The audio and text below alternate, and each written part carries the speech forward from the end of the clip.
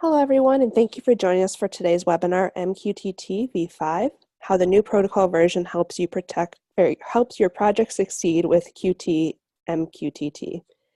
My name is Erica, and I'm here to help you with any questions you might have about this Zoom console that we're using today. So before we get started, just a couple of housecleaning items. We are recording this presentation. We'll be making this recording and the slides available within the next couple business days. Also, if you have any questions, we will be taking them at the end. If you could enter them in the Q&A box at the bottom of the screen, we'll be able to find them there when we go to answer them at the end. So with that, I'll hand it over to our speaker for the day, Maurice Kalinowski, Principal Software Engineer here at Qt.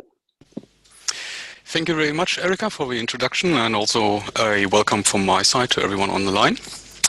So as been said, today we want to talk about MQTT and more specifically about version 5 of the protocol and what has changed and how those adapts to how you use it within Qt MQTT. To basically start, let's look into how publish and subscribe protocols work in general, as MQTT is one of the most famous publish and subscribe protocols. So usually you have a couple of clients who need to talk to a server. In that case, all they do is connect to a host. On the right side, you can see a couple of clients who subscribe to a topic they are interested in. There's a topic hierarchy, so you could also align those ones. If you have a sensor, for instance, that sensor could then have temperature values, etc., as subtopics. And if you were interested in only the temperature, you would only subscribe to that topic. On the other side, if you have client 1 or client 2 being sensors in that example, those would then publish a message, in this case under the topic T1 and some data, and that message will then basically be sent to the server, and the server distributes it to everyone who has been subscribed to that. In that case, it's going to be client 1 and client 3 and client 5. Okay, so in that context of publish and subscribe, why would you go towards MQTT? And there's a couple of reasons for that. First of all, it's an open standard. It's standardized by the aliases. It's publicly drafted, meaning that everyone who has an interest in the protocol can contribute to that. In addition to that, or implying by that, is that you have no corporate or anything who is holding a license, so there's no license fee or anything like that in the standard itself. It's accessible to anyone, which helps its distribution, basically. The standard in itself is very simple. I gave a 1-minute description on publish and subscribe, and it's perfectly matching to MQTT itself. There's a couple of features which MQTT puts on top of that terminology. For instance, our most prominently, the wildcard support, and also the quality of service levels. Quality of service levels meaning that you could have messages which are sent under fire and forget, it's called. Basically, you do not care if the message is actually being received because it's not that important. That might be a certain value or something like that. You have a message level of 1, which says, I want to get a confirmation that the server really got that message. But you could also then go up to level 2, where you basically also need a confirmation that it has been handled on some other side, so that at least one subscriber has been handling the message and it has been used correctly. That is, for instance, very important in the financial sector when you have transactions, etc., going on. On the bottom right, you can see all the commands which are available in the protocol, and that basically suffices for all needs. Furthermore, MQTT is very lightweight. You can see it going down to MCU level. I've even seen some hardware implementations of putting sensors or sensor data out via MQTT, etc., scaling up to the cloud side, where you have servers, big server farms using that protocol as well to communicate and basically exchange telemetry data. If you're using Qt MQTT, you can also see that it only depends on Qt Core and Qt Network. So if you want to build a console application like we're going to do later on, this is all the free libraries you need: Qt Core, Qt Network, and Qt MQTT. Freedom of choice. As the protocol is an open one, there's many implementations for that, and it's also especially important on the server side, so that you can basically select how you want to set up your server infrastructure, while Qt helps you with the client side, providing data to all these servers. And as we're talking about servers, that's also the topic about cloud integration. And I'd say most certainly all big cloud providers have a MQTT backend as well on their servers, being that AWS from Amazon, Azure from Microsoft, or Google Cloud IoT Core, etc., etc. And also when it comes to interoperability in terms of other protocols, if you, for instance, look at OPC UA, which is an uprising standard when it comes to industrial controls and industrial information exchange for the publish and subscribe patterns in that protocol, they also now decided to use MQTT. Okay, having said all that, and if MQTT is already close to perfect in version 4, or rather version 3.1.1, which is the official previous version, why would you need a new level? And it basically boils down to the fact that I've been talking about simplicity, but also scalability. Going down from sensors up to the cloud, you might have different requirements on the protocol, what it is supposed to do, etc. And that's always a balancing act you need to do. So the previous version was focusing on simplicity. It's easy to implement. It's very easy to use. But with MQTT version 5, we want to go into the direction of having a more feature-rich setup. That could basically mean that you want to have a higher configurability level on the server or on the client side, so that for certain patterns you want to have a different behavior depending on your architecture. One thing which has also been mentioned fairly often is that we want to have tools to improve the design. So right now the protocol in itself, for instance, when you have a mismatch or a misbehavior, all the protocol standard before said is you're forced to disconnect without any notice what went wrong. So that obviously doesn't help when you start to set up an architecture in the very initial steps of your development workflow. You connect something, you want to send a message in a certain way, and all you get is a disconnect. So those tools have been considered now in version 5 as well. And furthermore, there was also the purpose that with version 5, that is going to stay for a very long time, and hence some features have been implemented in a way that it might also fit for upcoming use cases without requiring a new standard version. So how has all that been achieved? And the biggest item in MQTT version 5 is what has been called properties. In the setup here on the table on the right side, you can basically see the 3 big commands you use when you're implementing a client. You need to connect, you need to subscribe to a topic you're interested in, or you want to publish a message. And all these are basically the properties you can now set in addition. We're going to go into some examples on when to use which of these properties under which circumstances. But the most important item as well is that all these properties are optional. You are not enforced to use them. There is either default values, or if you are not using the properties themselves, that implies that you basically want to have the MQTT 3.1.1 behavior. So you could also easily switch from 3.1.1 to 5, not using properties on your client side, for instance, because that might be already distributed, but you could then use those additional features on your server side.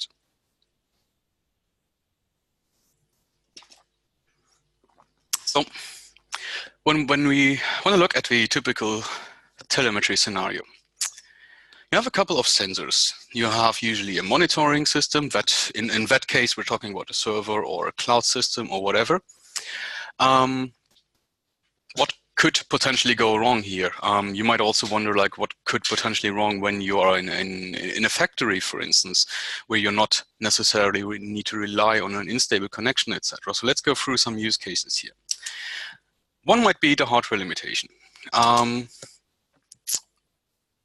What you can do with MQTT is as well that the HMI or the telemetry application itself can tell the server to store a message once a sensor goes up. These messages can be just simple information, but also in case you want to increase the debugging level or something like that, you can store that message on the server, and as soon as the sensor connects, it receives that message. So what might happen?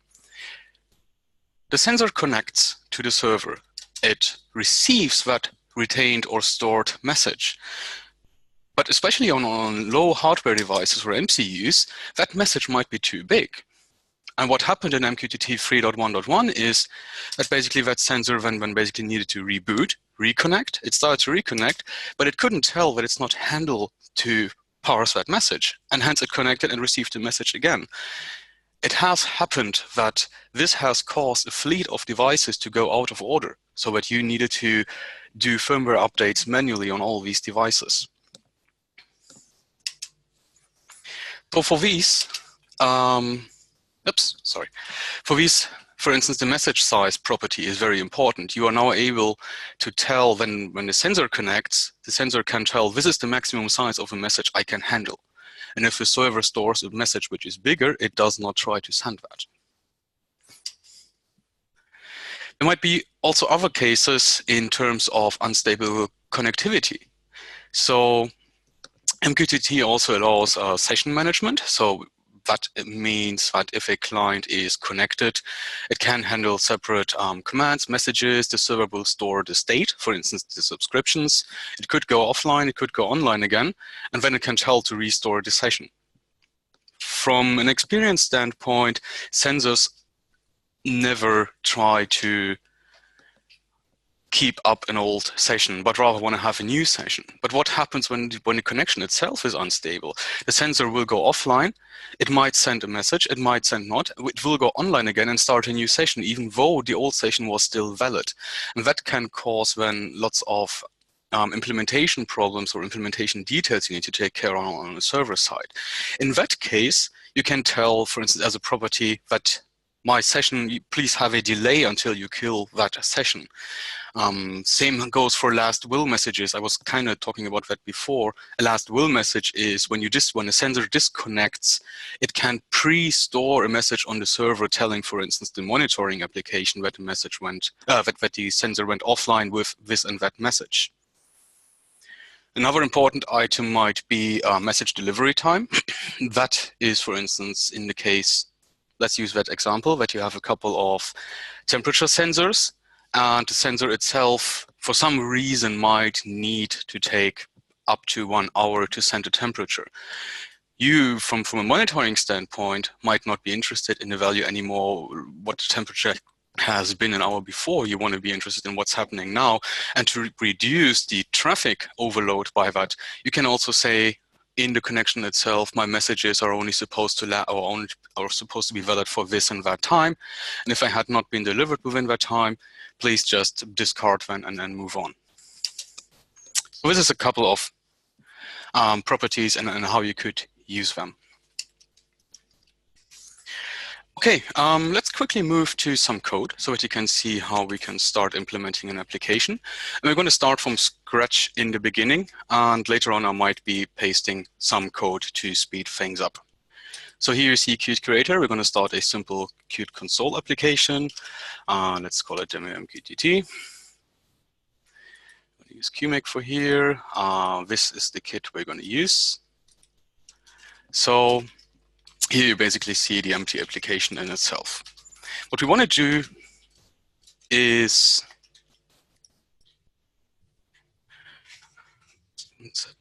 can anyone confirm that my share is still working? Yes, it is. We can still Okay, perfect.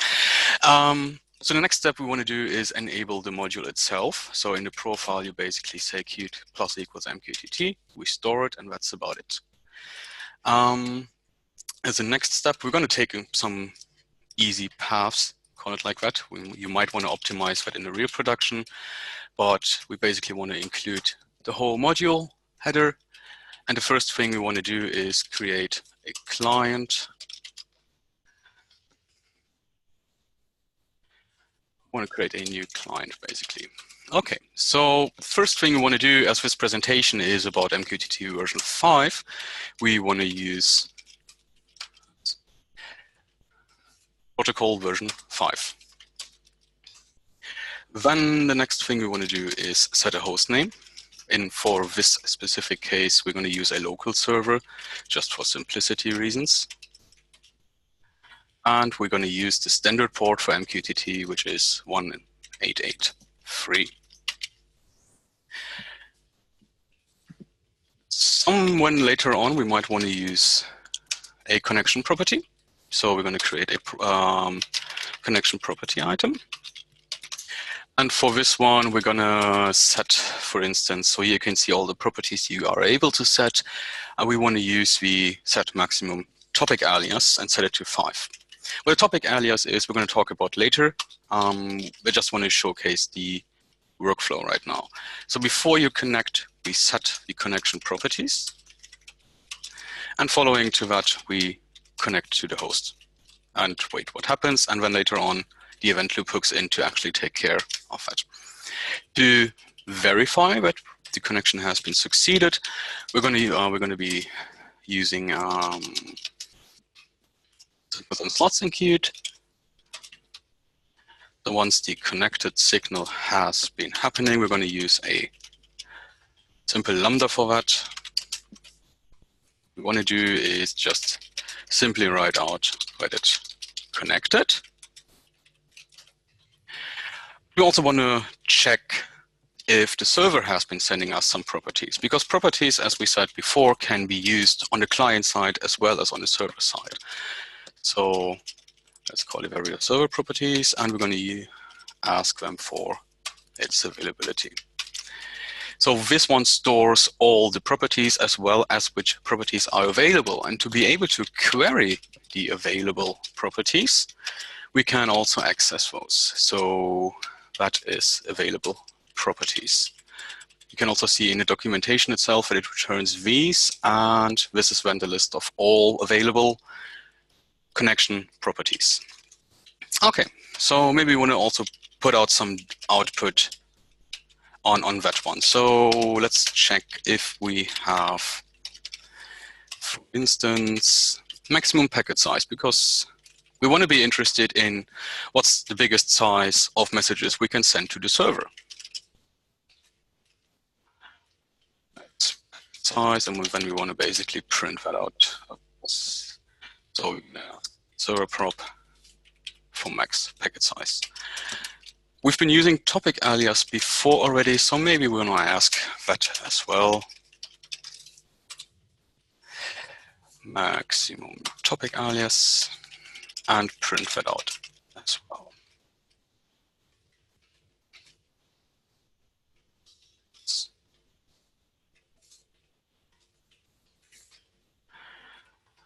Okay.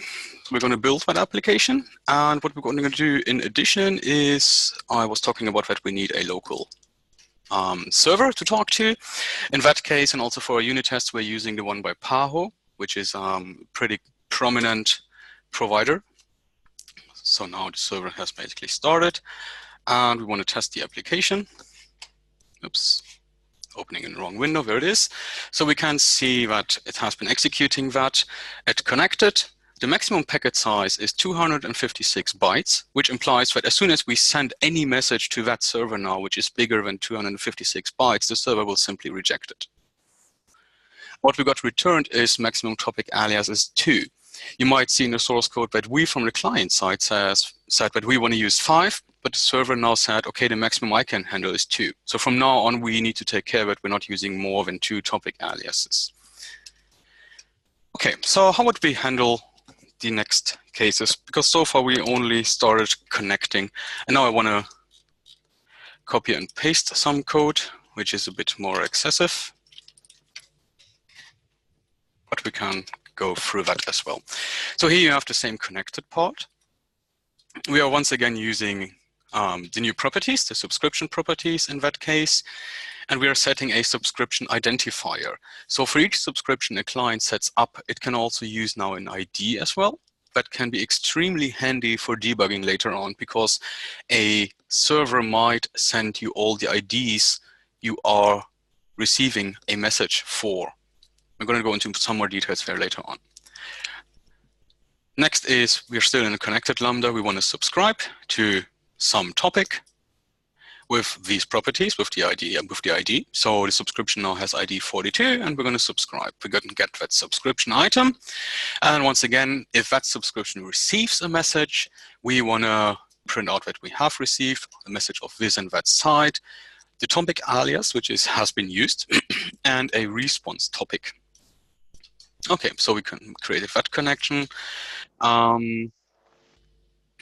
Once the subscription has been changed, the status of the subscription has been changed, we can also see that the subscription has been established. And once we have the subscription done, then we're going to create also a message which we want to send, in this case with the publish properties. We're going to set a response topic and a topic alias for this message. In that case, once we send that through, that properties are set, and we might also see, for instance, this response topic also here, so that we see that the topic has been transmitted to the server and has been received on the subscription. So if we recompile that code and run it, oops, there it is. You can again see it connected, maximum size is the same, server is able to talk with 2 topic aliases. We have subscription state, 2 in that case means connected, subscription established, and we also received a message with the content foo using the topic alias 1, and also, especially and more importantly, including the response topic, please reply here. Okay, so that's basically how you can use properties with Qt and how they have been added. For most of the properties, we added a property class, which you can then basically pass on to the client or the subscription itself.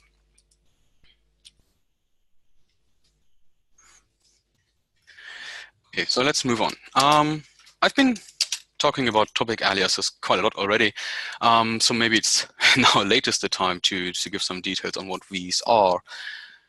Consider the case that you have a huge sensor network in somewhere around the world, and those sensors are sending data.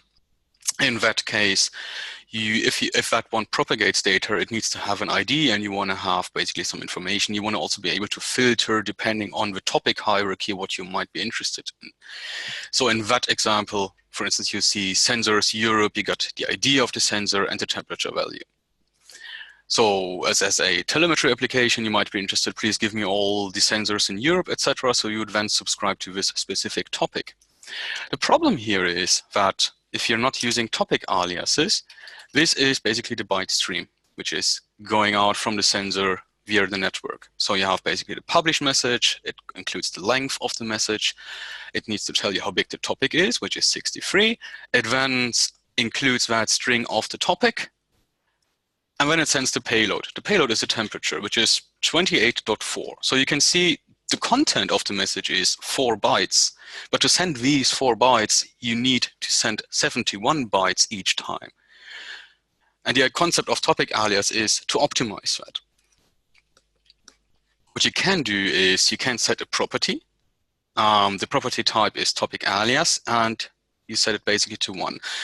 This you need to do the first time. So when the server then receives a message, it can create a connection between the ID 1 and this huge topic length. So on the first time, you need to send 3 bytes more, but the next time you do not need to send a topic anymore.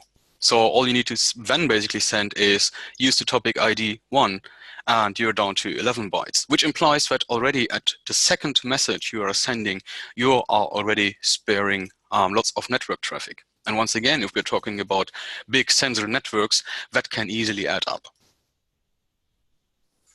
You've seen how the client, we can manually set in the client a topic alias, but we also put in some methods in Qt that we are using topic aliases automatically.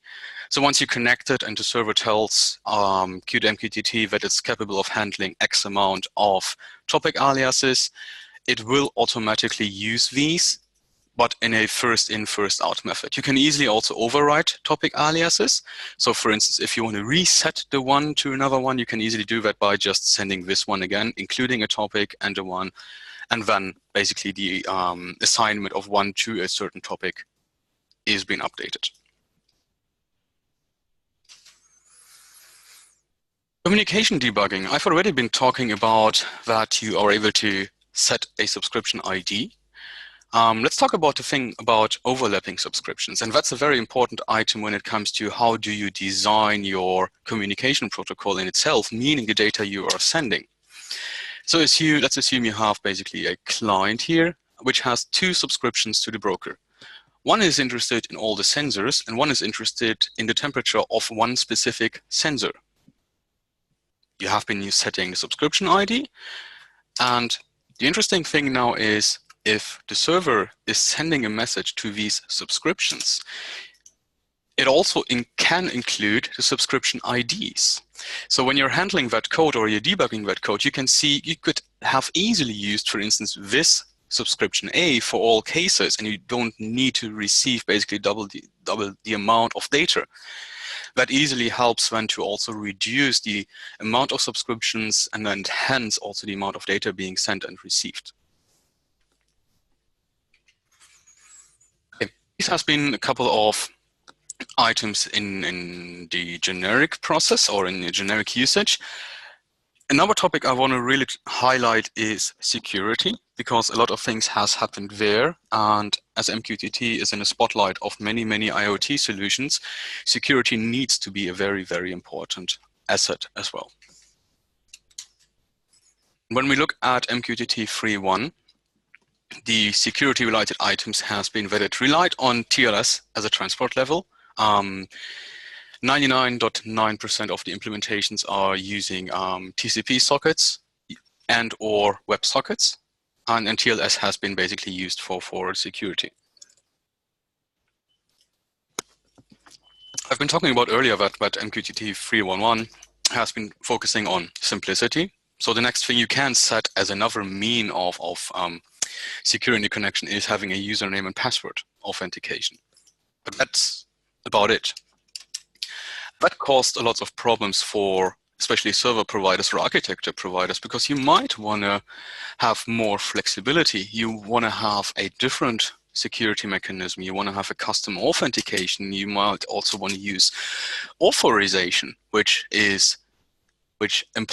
talks about that a client is only capable of talking to certain topics, etc. That is not handled in the protocol itself at all. You might want to have that dynamically, and that then forced implementers to, in most cases, use non-standard behavior, and that caused then lots of friction in usage of MQTT.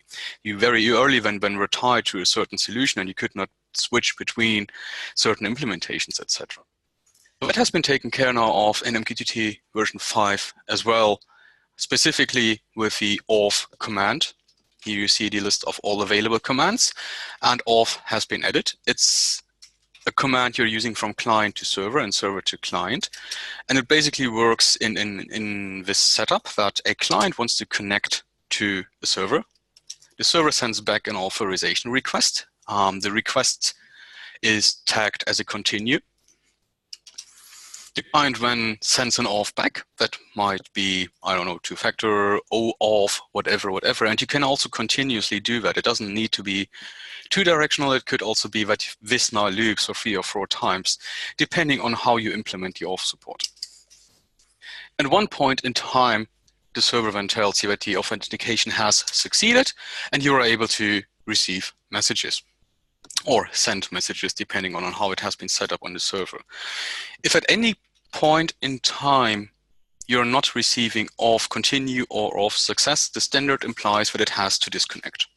That's also very important to know, because you will not receive a authentication failed, you will only receive a disconnect from the server.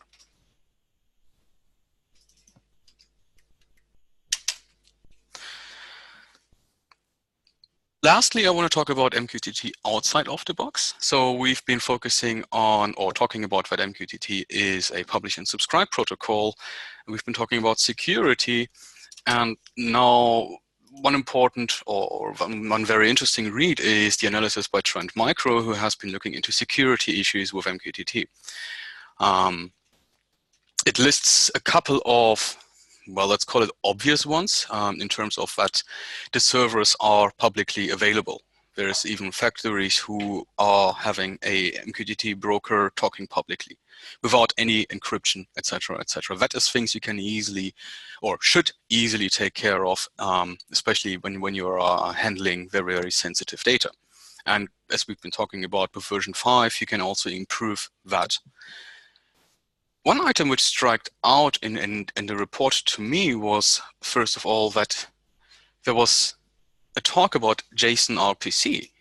And I was wondering, why is RPC in there? Because MQTT is a publish and subscribe protocol that doesn't necessarily fit. But interestingly, I also heard from a couple of users that they're using RPC with MQTT. And the problem with that is an RPC usually implies that one instance is talking to another one. Initially, we talked about the publish and subscribe is one is sending data to many, basically to anyone who is interested in that. You can see how that easily fails in a remote call setup right now, because if one client is sending a feature request or a function call, anyone could either receive that, or anyone could also send back a result to that. And with wildcard subscriptions, you could also easily subscribe to all topics which are happening on the server, and you can easily figure out then which commands happen, or what are the request commands, what are the request topics, and how do you send data. You can use that then for spoofing industry important data, but you can, in the worst case, you could also use that to manipulate even a factory, which has happened. So, as such, those two do not match, and the only recommendation we can really give is please do not implement RPC over MQTT. Really, never do that. However, it seems to be a common use case, and at least I want to give some recommendations how you can secure that setup in a better way if you're really required to implement it like this. So there's a couple of items I want to take you to consider.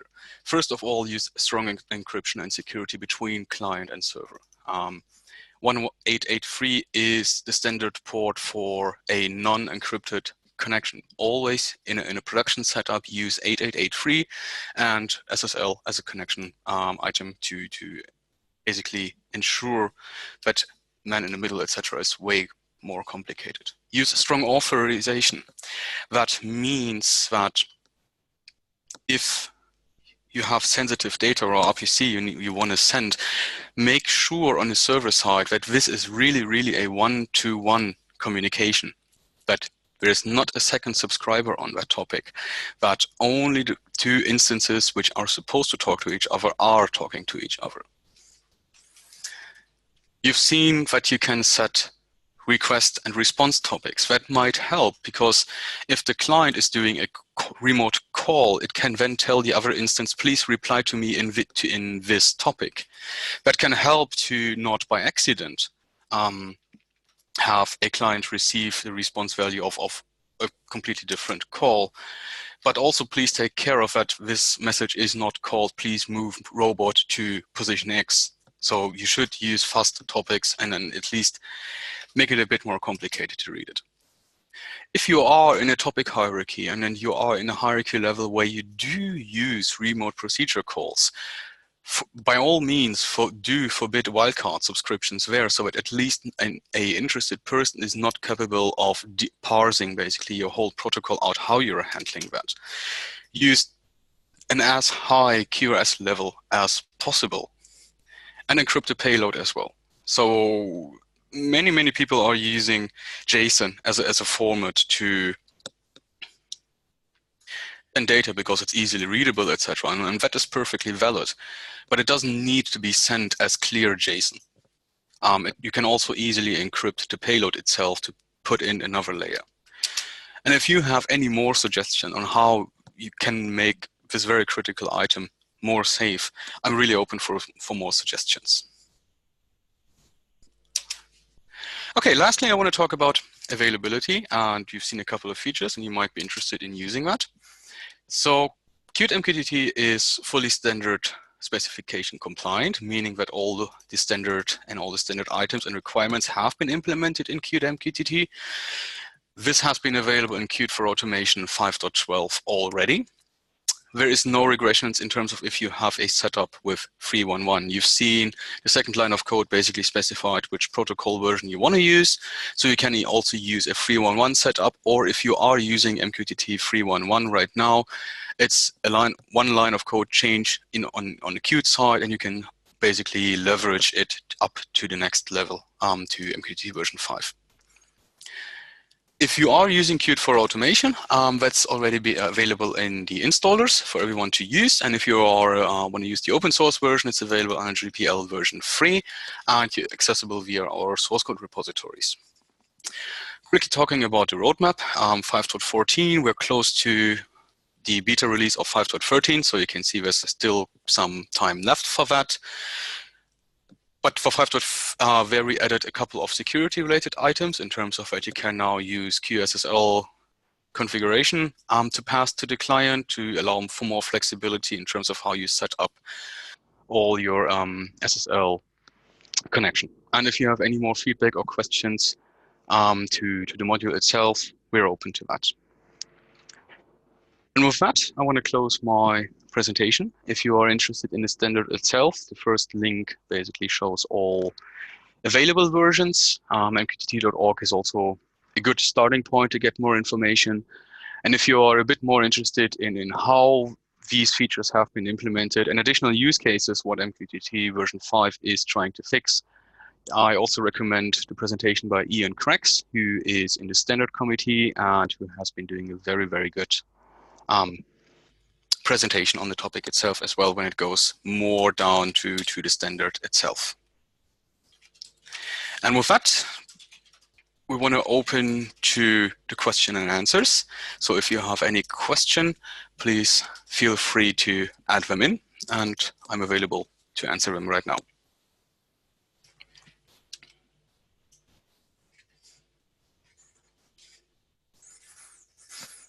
Okay, there's one question talking about that. I said that Qt MQTT is available in Qt for automation. So do I get it with my Qt for application development or Qt for device creation license?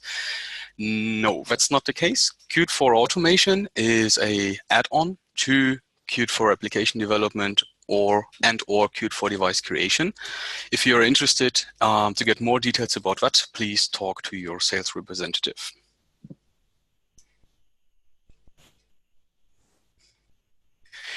Next question is, how does integration with cloud providers work? So I assume you're talking about Amazon, etc., etc. So in that case, there's two means to do that. Usually, most cloud providers, at least the big ones I'm aware of, meaning Amazon, Microsoft, Google, etc., when you are implementing an IoT solution, they already put some sort of MQTT server in their setup automatically. When you're, for instance, using the Azure IoT suite, that one talks via MQTT to the server itself in the background. And you can also use your own client, for instance, Qt MQTT client, and connect to that and then propose and integrate Azure into your solution. And the same applies to AWS as well as Google. The other approach might be if you are using a solution which has a custom format, you could also use Qt MQTT client or Qt MQTT as a module in the cloud to traverse MQTT messages in a specific format. So all cloud providers also have, for instance, a REST API. So you can use Qt MQTT with REST, meaning all the features from Qt Network, etc., to traverse all the messages and then send them over.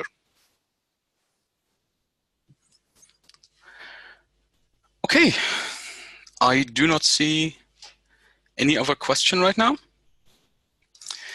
So with that, I want to thank everyone for attending and hope you have a nice day and goodbye.